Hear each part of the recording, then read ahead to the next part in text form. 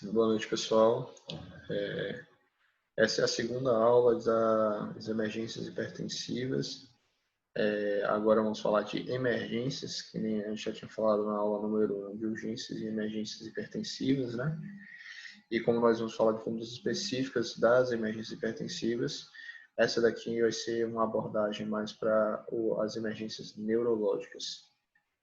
Se você ainda não viu a aula número 1, eu peço até que volte para estar vendo a aula número 1, que vai ajudar muito no raciocínio dessa aula de agora, número 2. Tá? Então, meu nome é Hugo Falcon, eu sou professor da matéria de urgência e emergências da Baiana, e essa aula é dedicada à turma. Né?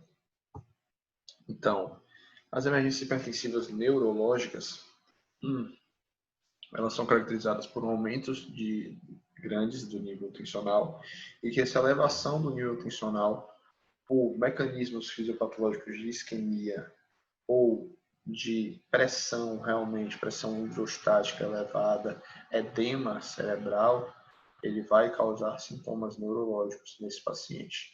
E também vamos ver como abordar esse tipo de paciente. Então, só um minuto. Então, primeiro, tentar falar um pouco sobre a fisiopatologia, né? Principalmente porque a pressão arterial ela está diretamente relacionada com duas coisas no cérebro.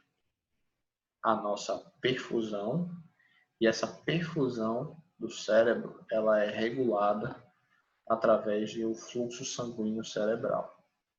Então, quando há uma alta demanda do nosso cérebro por receber fluxo sanguíneo, a gente acaba aumentando, elevando esse fluxo sanguíneo cerebral. E quando esse cérebro está no seu estado natural, ele consegue fazer com que esse fluxo sanguíneo permaneça na normalidade, alterando a resistência do vascular cerebral ou não. Certo? Então, como estamos falando de emergência hipertensiva, então é a pressão que está causando esse tipo de sintoma. Então, fazendo aqui, me acompanhando aqui na primeira linha, que se apresenta aqui em azul, a gente tem uma elevação da pressão arterial. Essa elevação da pressão arterial, a gente pode dizer que ela acaba elevando a PPC, que é a pressão de perfusão cerebral. A gente sabe que a pressão de perfusão cerebral ela é dependente da pressão arterial média, que acaba que a pressão arterial média, a gente fala que a pressão arterial média é a única coisa como se você desse uma média para os dois níveis tensionais que a gente tem, né? Só que ela seria uma pressão, a PAM, menos uma pressão intracerebral, intracraniana.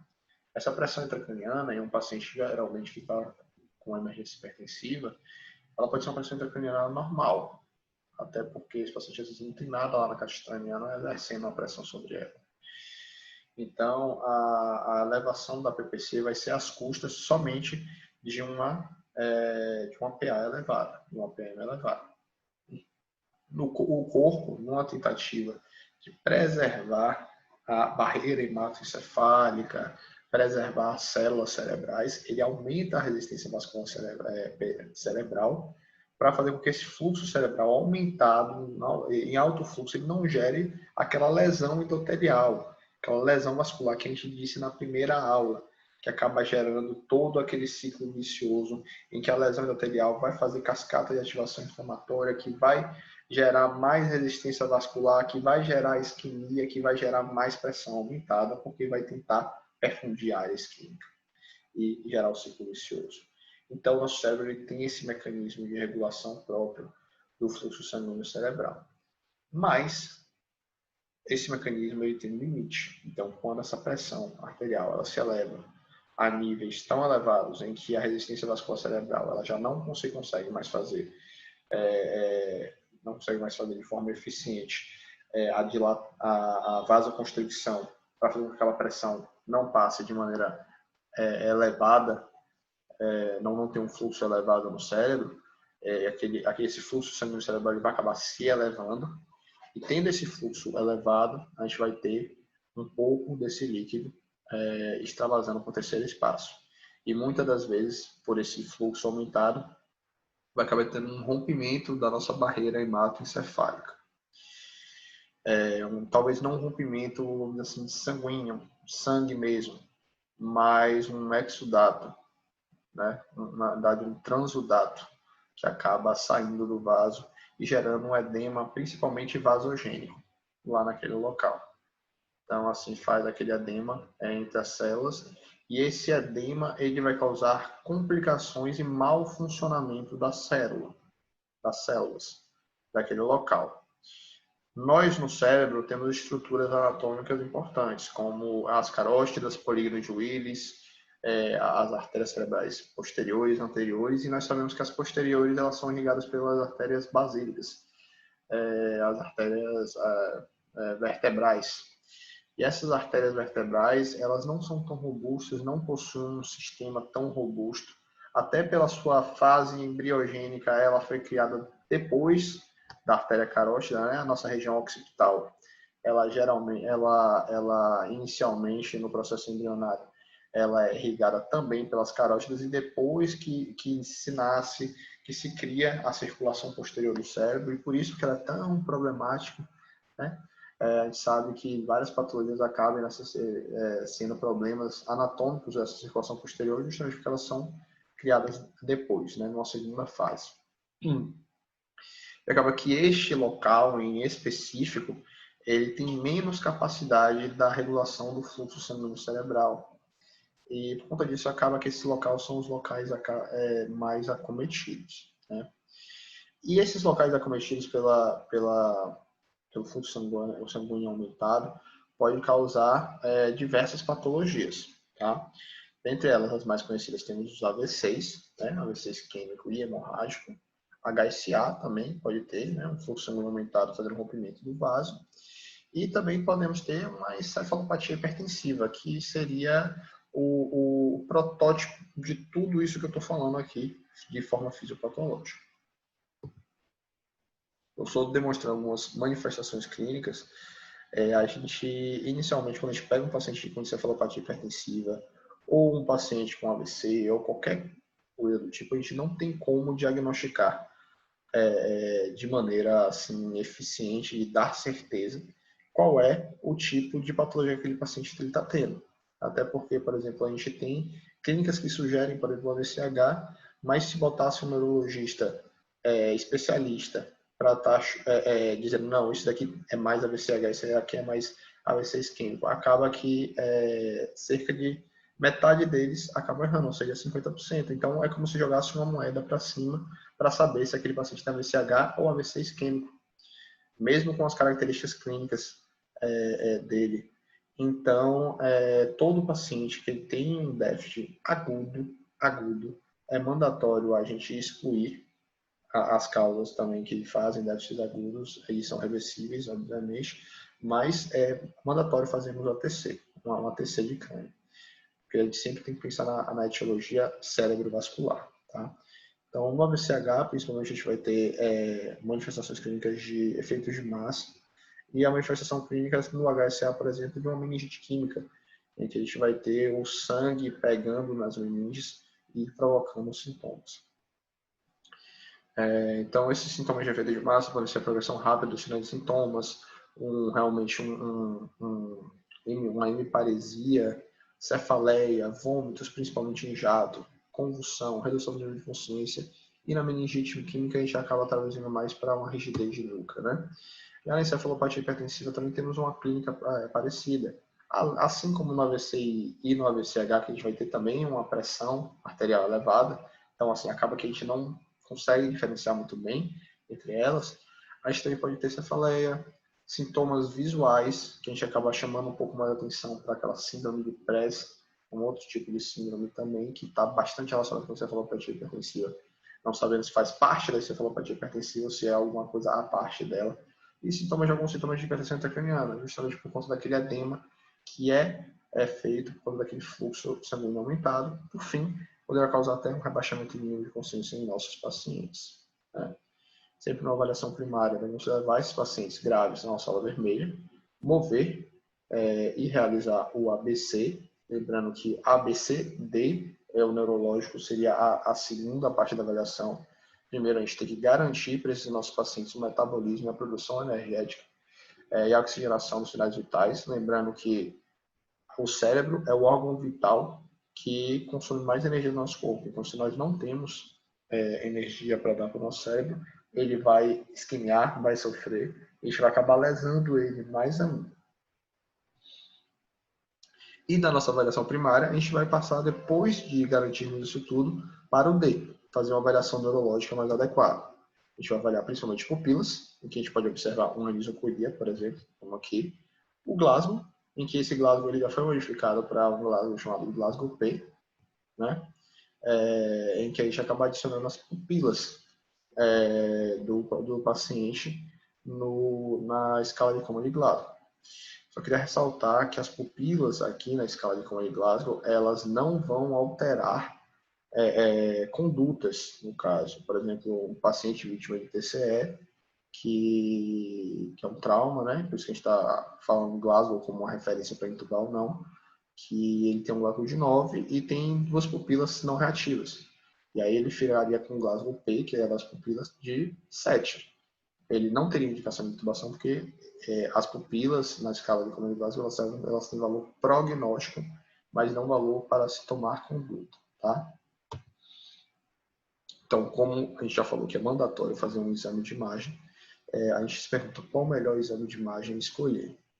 Então, do exame de imagem, a gente pode ter tanto o ATC quanto a ressonância. A ressonância ela é superior no método de imagem, a definição da imagem, o diagnóstico, tanto que ela é utilizada para fazer uma definição da causa do paciente, além de definir o que está acontecendo com o paciente. Porém, a gente sabe que a TC ela é muito mais rápida, ela é muito mais barata, ela é acessível e ela é inicialmente suficiente para definir uma conduta. Vemos sangramento, AVC hemorrágico, não vemos sangramento, pode ser uma encefalopatia hipertensiva, pode ser um AVC isquêmico.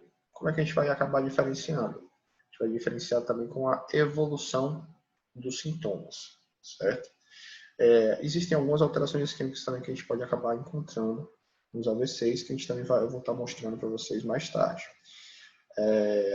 Alterações hiperagudas, desde aquelas primeiras 4 horas e meia, e que podemos utilizar para falar com mais segurança que aquele se trata de um AVC isquêmico. Mas a definição para a gente ter uma encefalopatia hipertensiva, que ela acaba sendo um diagnóstico diferencial dos AVCs, né, das síndromes cerebrovasculares, a gente vai ter ela como diagnóstico de exclusão. Principalmente o que vai chamar grande atenção é com a redução da PA, da pressão arterial, que vai estar bastante elevada, a gente vai acabar tendo uma melhora de sintomas desse paciente, de sinais, na realidade, sinais e sintomas desse paciente. E isso vai chamar bastante a nossa atenção para a encefalopatia hipertensiva, mas se nós não tivermos um exame de imagem, nós não podemos definir, certo? Então, no manejo inicial da encefalopatia hipertensiva, a gente sabe que a gente tem que fazer uma redução imediata da pressão arterial, porque ela está sendo muito deletéria, ela está causando muito dano no nosso cérebro, tá? Mas essa redução imediata, que nem eu demonstrei lá na aula número 1, em que a gente fazia uma redução de até 25%, ela não deve ser feita tão agressivamente. Aqui, e na primeira hora, no caso, né? Aqui, a gente tem como uma redução inicial, uma meta de redução inicial na primeira hora, a gente tem uma redução de 10 a 15% do valor da PA, certo? Então, a gente vai reduzir dentro da primeira hora somente 10 a 15% e não aqueles 25%. E dentro das primeiras 24 horas, no primeiro dia, que a gente vai atingir aqueles 25%. Ora, o cérebro é um órgão muito refinado, ele é um órgão muito sensível à isquemia. Ele não tolera nenhum grau de não receber oxigênio. Então, se nós reduzimos mais abruptamente o cérebro, essa não tolerância dele pode fazer lesões irreversíveis, uma grande morbidade, né? Mas, principalmente dentro dessas primeiras 24 horas, nós já vamos começar a introduzir os antihipertensivos orais. Então, um paciente que vai chegar com pressões bastante elevadas, vamos reduzir de 10% a 15%, depois vamos reduzir 25% daquela pressão inicial nas primeiras 24 horas e vamos introduzir os antipertensivos orais e vamos deixar ele fazer os efeitos, mantendo, no caso, o nosso hipotensivo venoso e os antipertensivos orais fazendo também os papéis dele, agindo por outras vias. Isso vai fazer com que o nosso paciente ele acabe tendo uma resolução por completo, ou se por acaso ele sofrer alguma lesão irreversível, não tão por completo, mas o ideal é que a gente faça de um modo tão lento em que a gente só atinja valores normais tensionais com 2 a 3 meses de uso de antipertensivos, certo? Então, esse paciente a gente acaba tolerando pressões mais elevadas para ter alta para esses pacientes, principalmente com antipertensivos otimizados orais, mas a gente tem que ser muito cauteloso com esse tipo de paciente. Então, aqui a gente tem uma das medicações padrão ouro para estar utilizando nessa emergência hipertensiva. Na encefalopatia hipertensiva, aqui é o nitroprusiato de sódio. É uma medicação que a gente ela é dose e resposta, então a gente titula a dose e vai ter uma resposta cada vez maior, a depender de quanto de dose a gente vai dar, né? E acabamos tratando mais encefalopatias hipertensivas com ela. Do AVC, acaba que eu gostaria também de aproveitar e sugerir essa série de artigos que foi lançada em 2018, que é uma série muito boa de artigos que saiu lá no como é o nome? No Lancet. Ele saiu, que é dessa série, a série Stroke, em que o Stroke 1 ele fala mais de diagnóstico e manejo do paciente com AVC isquêmico, o Stroke 2 fala de diagnóstico e manejo do paciente com AVCH, e do Stroke 3 ele fala mais de manejo ambulatorial desses pacientes e prevenção secundária. Então, um artigo muito interessante. Para a parte de urgência e emergência, a gente poderia ficar mais com o artigo do Stroke 1 e Stroke 2, em que eles foram muito reveladores. Assim, não reveladores, eu quero dizer assim, eles são mais artigos de revisão, então eles não demonstraram nada de novo, mas eles uniram as melhores condutas, as condutas mais aceitas e atuais, pelo menos para o padrão de 2018, e que se acaba sendo atual até hoje também. Então, só falando que é uma patologia que afeta 2 milhões de pessoas globalmente todo ano. Um terço dessas pessoas morrem, é um caso importante, 2 terços têm sequelas graves. Normalmente afeta mais homens, está relacionado com a idade.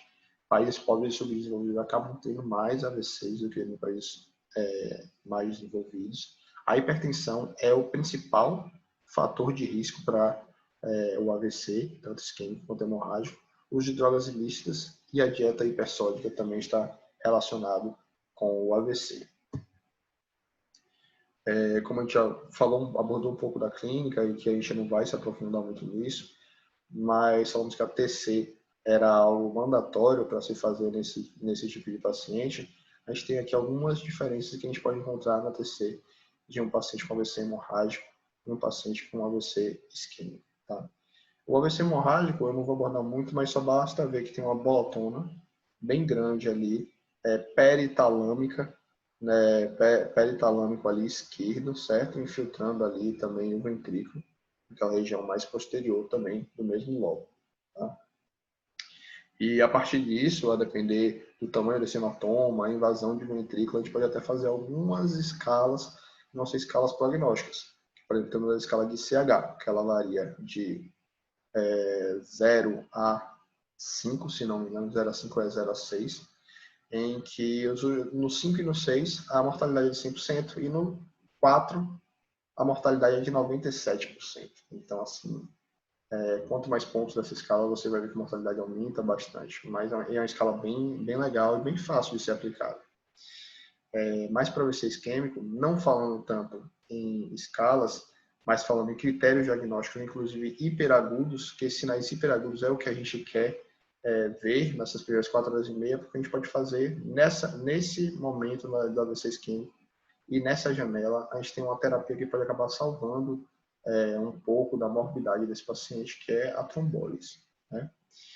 Então, a gente tem algumas diferenças. Vou começar da imagem mais da esquerda, em que a gente tem ali uma seta azul apontando para uma área hiperdensa. Aquela área hiperdensa é uma artéria, pessoal. O nome daquela artéria é artéria cerebral média. Ali, aquela base ali mais escura ali do meio é de onde sai o polígono de Willis. Então, naquelas duas inserções em que caminham até que elas, nessa cisura, acaba dividindo o lobo frontal do lobo parietal, é por onde corre a artéria cerebral média. E quando a gente vê uma diferença entre esses dois sucos, em que uma está hiperdensa e a outra não está hiperdensa, a gente consegue ter certeza que ali existe um trombo. Então, ali trata-se de um AVC que pegou a artéria cerebral média, que é a artéria mais acometida no AVC isquêmico, e que é um AVC isquêmico, ali não há sangue. Então, nesse paciente aqui, CTA abaixo de 4,5 tem os critérios, não tem critérios de contraindicação e tem os critérios do NIH-ISS, é um paciente para a gente mandar brasa na trombólise, por exemplo. Também temos outras alterações que seriam 3 no total, tá? Alterações isquêmicas hiperagudas, tá? De 4, em que aqui eu vou mostrar só 3. Em que a gente tem aqui também, nessa imagem do meio, percebam a região que está apontada pelas setas mais transparentes e a mesma região do outro lado que deveria ser simétrica, apontada pelas setas pretas. Percebam que nessas setas pretas, ali a gente tem o putamen, e o putamen, que está ali branquinho nas setas transparentes, e o putamen nessas setas pretas, ele já está mais apagado. Então, a gente tem uma perda da diferenciação subcortical, certo? Como se fosse ali uma pequena hipodensidade, perder um pouco dessa diferenciação. Se você olhar também para a mesma local da setinha preta, que está um pouquinho mais escuro, olhar o hemisfério desse mesmo local, que é ali no lobo esquerdo, olhe mais a calota, a região mais externa. Percebam que ali, nessa parte mais externa, ali cortical, os sucos eles estão mais apagados em relação aos sucos da direita. Você também pode tentar observar isso aqui na imagem que tem o acometimento na esquerda, mais da esquerda, que tem o acometimento também da artéria cerebral média direita, em que o lobo direito da artéria cerebral média tem os sucos completamente apagados por conta de um efeito isquêmico e um edema isquêmico lesivo que aconteceu por conta de uma não perfusão desse local do cérebro, enquanto do outro local a gente tem os giros e a gente consegue ver os sucos do cérebro, certo? Com mais facilidade. Então aí temos 3 sinais hiperagudos fáceis de ver. E a outra, que está um pouco mais difícil de ver, eu não estou enxergando aqui com muita facilidade. Na realidade, aqui na esquerda, na tomografia da esquerda, a gente consegue ver com mais facilidade, agora observando melhor, tá? A tomografia da esquerda, lá na região acometida pela artéria cerebral média, eu quero que vocês comparem a área cortical também, do lado acometido e do lado não acometido. Em que o lado não acometido, percebam que não dá para você perceber onde é que está o córtex. O córtex, geralmente, ele é um pouco mais clarinho do que a região de dentro, na tomografia. Então, a gente tem uma perda da diferenciação córtico-subcortical. Então, ela fica escura junto com a parte subcortical e a gente não consegue definir com facilidade. Então, são principalmente essas quatro alterações químicas hiperagudas que a gente pode encontrar num paciente vítima de AVC isquêmico. E o manejo hipertensivo vai depender também da etiologia do nosso paciente. No paciente com um AVC-H, certo? A gente tanto o AVC-H quanto o AVC isquêmico, a gente sempre vai abordar eles quando eles tiverem a pressão arterial sistólica e ou diastólica acima de 220 por 120. A gente vai ter que fazer uma redução imediata, vai ser o mesmo jeito como se fosse a encefalopatia hipertensiva, né? 10 a 15% naquela primeira hora, tá? Lembrando que no AVCH, idealmente, a gente vai acabar, mesmo que a gente reduza em 10 a 15%, a gente não atinja a meta que é abaixo de 180 mm de mercúrio, a gente vai atingir essa meta de abaixo de 180 mm de mercúrio em até 6 horas. A gente vai reduzindo devagarzinho. E o ideal é que a gente mantenha ela entre 180 e 140 e não reduzir muito mais do que isso em um AVCH. Tá? Primeira opção, no AVCH, estaria o labetalol, certo? Segunda opção, o nitroprusato de sódio. assim como no AVC isquêmico também. No AVC isquêmico, a gente tem que tomar mais cuidado ainda. No AVC isquêmico, a gente acaba tolerando mais pressões mais elevadas, porque justamente existe uma área ali em volta da região isquêmica, que é uma área que existem células vivas, existem neurônios vivos, chamada de uma área que está mal perfundida como área de penumbra. Nessa área de penumbra, se nós reduzirmos muito a PA, quando a gente reduz a PA, a gente acaba reduzindo a PPC, né? A gente acaba reduzindo a pressão de perfusão cerebral, então a gente reduz a perfusão. E aquela área que estava isquemiando, lutando para sobreviver, a gente acaba tirando aquele pouquinho de nutrientes que estava dando a vida a ela e fazer com que ela entre em necrose, que realmente morra, né? Mas acaba que os níveis tensionais a gente vai acabar tentando controlar eles a depender mais se ele tem indicação de trombólise ou não. Então a gente vai sempre avaliar as contraindicações absolutas relativas, vai avaliar a TC de crânio para ver se é uma TC compatível para realizar a trombólise, se não acometeu uma área muito grande do cérebro, ou também se não houve sangramento, vai fazer o NIHSS, né? Internar o paciente em unidade fechada e realizar essa trombólise. Né? Quando a gente realizar essa trombólise, a gente precisa fazer uma redução dessa PA, vou botar aqui inicialmente, porque a gente estava falando do AVC isquêmico, uma redução dessa PA para a trombólise. Ela vai ser, a gente vai ter um alvo, se a gente indicar a trombólise, a gente deve manter ela abaixo de 185 por 110, para a gente começar a correr o trombolítico. E após a trombólise, que a gente já está correndo o trombolítico, por segurança nós mantemos ela abaixo de 180 por 105, justamente para evitar que haja o sangramento desses pacientes. A gente sabe que a trombólise ele é um fibrinogênico, ele vai quebrar a fibrina, né? Então vai fazer uma dissolução do trombo. E a gente sabe também que o trombo ele é protetor também. Então, em algum local, às vezes, que houve uma lesão vascular, em que aquele trombo estava tapando o buraquinho para não sangrar para o lado de fora, às vezes a trombólise, com a pressão elevada, pode fazer com que ele tire o trombo daquele buraquinho protetor e que a pressão acabe jogando o sangue para fora do vaso, porque aí há sangramentos importantes. Tá? Caso não seja indicada a trombólise, a nossa pressão-alvo ela deve ser menor do que 220 por 120, mas se ela estiver abaixo disso, mas mesmo assim elevada, mais do que 200 APAS, mais do que 110 APA-D, por exemplo, a gente vai manter esse nosso paciente com aquela pressão mesmo, porque é como se ele estivesse tentando fazer a regulação para perfundir a sua área de penumbra. Então isso até entra lá naquele conceito em que, na realidade, não é a pressão que está provocando o problema, mas sim o problema que está causando a hipertensão. No caso, é o cérebro tentando se perfundir que está causando um aumento dessa pressão arterial. E assim, a gente não deve tirar mecanismos compensatórios quando a gente identifica que eles realmente são benéficos. Na trombólise, a gente vai evitar procedimentos invasivos, funções inadvertidas para coletar exames. A gente vai reavaliar o NIHSS do paciente de 30 em 30 minutos. Uma elevação de 2 pontos ou mais do NIHSS, a gente vai parar o trombolítico e a gente vai levar esse paciente novamente para realizar uma tomografia, pois pode ter havido uma transformação hemorrágica. E aqui falando do VCH, o VCH a gente teve esses dois estudos, que são os estudos que acabaram tentando relacionar a melhor terapia antihipertensiva para um paciente que teve o AVCH, né, o INTERACT-2 e o ATACH-2. Todos eles tentaram comparar a redução agressiva da pressão arterial sistólica do paciente com AVCH e outro uma redução um pouco mais indolente, mas um não demonstrou superioridade ao outro, certo? Sendo que no INTERACT-2 eles tentaram fazer agressivamente uma redução para baixo de 140, foi associado a um aumento modesto da funcionalidade e da qualidade de vida do paciente, mas não houve efeito sobre a mortalidade e nenhum efeito sobre a morbidade do seu paciente.